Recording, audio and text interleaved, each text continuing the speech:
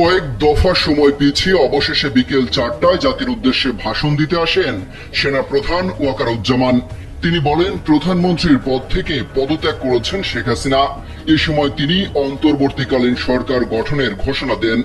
বলেন, বিভিন্ন রাজনৈতিক দলের নেতাদের সাথে বৈঠকের পর এই সিদ্ধান্তে এসেছেন তারা। এই প্রস্তাব নিয়ে রাষ্ট্রপতির কাছে যাবেন সেনাপ্রধান। এরপরে ঘোষণা হবে অন্তর্বর্তীকালীন সরকারের প্রধান কে হবেন। এ সময় সেনাপ্রধান আন্দোলনরত শিক্ষার্থীদের ঘরে ফিরে যাওয়ার আহ্বান জানান। সেনাপ্রধান বলেন, সব হত্যা ও খুনের বিচার করা হবে।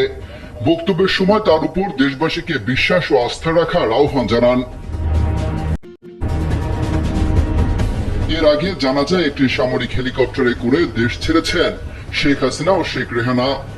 জানা যায়, আজ সোমবার বেলা 2:30টায় বঙ্গভবন থেকে একটি সামরিক হেলিকপ্টার শেখ হাসিনাকে নিয়ে যাত্রা করে। এ সময় তার সঙ্গে তার ছোট বোন শেখ রেহানা ছিলেন।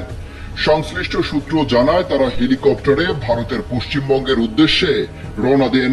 এদিকে বার্তা সংস্থা এএফপি জানিয়েছে, শেখ হাসিনা ও তার ছোট বোন শেখ রেহানা নিরাপদ স্থানে চলে গেছেন। শেখ হাসিনা যাওয়ার আগে একটি ভাষণ রেকর্ড করে যেতে চেয়েছিলেন, কিন্তু তিনি সেই সুযোগ পাননি। অমিত হাসান রবিন, কালবেলা।